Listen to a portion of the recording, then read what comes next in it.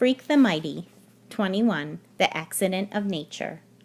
We all of us had to go down to the police station, of course, where they took a bunch of pictures of the bruises on my neck, and then they insisted I needed x-rays, and so we had to go over to the hospital and get that done, and then go back to the police station again, which wore on my nerves almost as much as being kidnapped. Grim, the second time we go to the cops, he's sitting there in this room with me waiting, and he says, I can't tell you what it felt like coming up out of the basement and seeing that double track of footprints in the snow. I knew it was him. I just knew in my heart.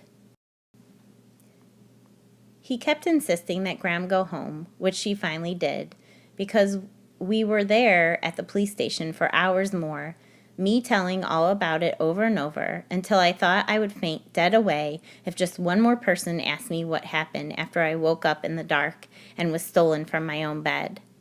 Grim, he just keeps patting me on the arm and saying, this is important, Max. Maybe this time they'll lock him up for good. That's what everybody keeps saying.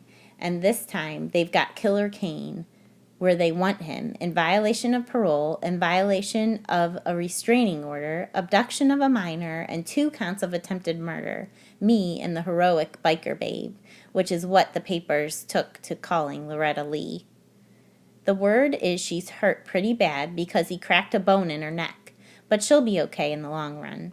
Iggy, when I saw him that time in the hospital waiting, he was chewing a hole right through his beard, he was so worried, and it made me think he wasn't such a bad dude after all. It all goes to show, like Grimm says, that you can't always judge a book by the cover. It turns out to be a pretty weird Christmas vacation, as you might imagine, and Graham keeps fussing at me and won't let me sleep in the cellar. I don't care if he is under lock and key, she says. Grimm, he says, please humor the woman. She's worried about to death. And so I sleep upstairs on the fold-out, and at night Graham keeps checking to see if I'm there, which is a pain, but she can't help herself, and anyhow, I'm just as glad not to be alone in the down under. Freak, well, the fair Gwen just about threw a fit when she got him home because of him disobeying a direct order and sneaking away to rescue me, but after a while she calms down, and all she does is look through at him and shake her head. What am I going to do with you? She asks. Put me up for adoption? He says. I want to go live with the Waltons. He means the TV show that keeps repeating, and of course he's teasing her, but the fair Gwen is not amused. No more crazy adventures or dangerous quests, young man. You have to be careful, she keeps saying. Extra careful. She means the trouble he has sometimes catching his breath because of the way his insides keep growing faster than his outside, which hasn't really grown at all. Freak goes into the medical research place every few months now, which he says is a real pain, not that it actually hurts. Dr. Spivak says my unique status as a marvel of genetic aberration makes me an object of intense curiosity, he says in that lofty way of his. Specialists from the world over are familiar with my case. What about the secret operation? I ask when the fair Gwen can't hear us, the one where you get a robot body. Freak gets this very cool scientific look on his face, and he always says the same thing. The bionic research continues, my friend. The work goes on. I don't know why I keep asking, because it gives me the creeps. You'd think I could be as cool as Freak about the idea, because it's him that's going to get a new bionic body. But just thinking about it makes me want to jump up and run around. I keep telling Graham that when Freak is in the hospital for his test, I shouldn't have to go to school because we're like a team, but she won't buy it. I know Kevin has been a great help to you, she says, but you've got a brain of your own, haven't you, dear? Yeah, right. The other thing about school that's different after Christmas vacation is how jealous everybody is that we got our pictures in the paper and on local TV. Mrs. Donnelly in English calls us the dynamic duo, and she put a cutout picture from the paper up on the bulletin board. Wouldn't you know, some goon put mustaches on us the very first day.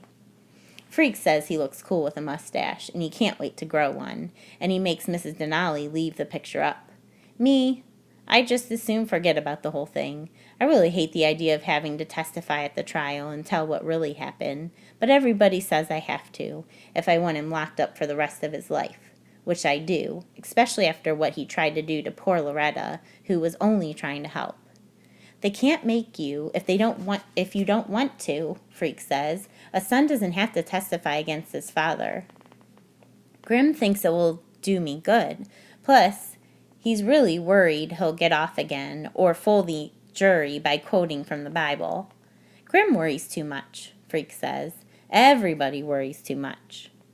The way it finally turns out with Killer Kane, Freak is right. Because just before the trial is supposed to start, and I've got my fingernails chewed down to the second knuckle, Grim gets this telephone call that makes him punch his fist in the air and go, "Yes, yes!" What happened? They made a deal, and Killer Kane pled guilty, which means he has to serve out the rest of his original sentence plus 10 more years. He'll be an old man when he gets out, Grim says. He'll be older than me. That should make me happy, but instead I feel really weird and worried, and Grim, who still thinks he knows everything, says I just have to get used to the idea. The man is an accident of nature, he says. All you got from him is your looks and your size. You've got your mother's heart, and that's what counts. The weird thing I keep thinking about, what if something happens when I get older and I turn out to be another accident of nature?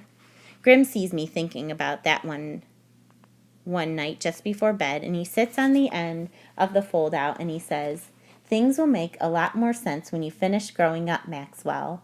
Now sleep tight and don't let the bedbugs bite."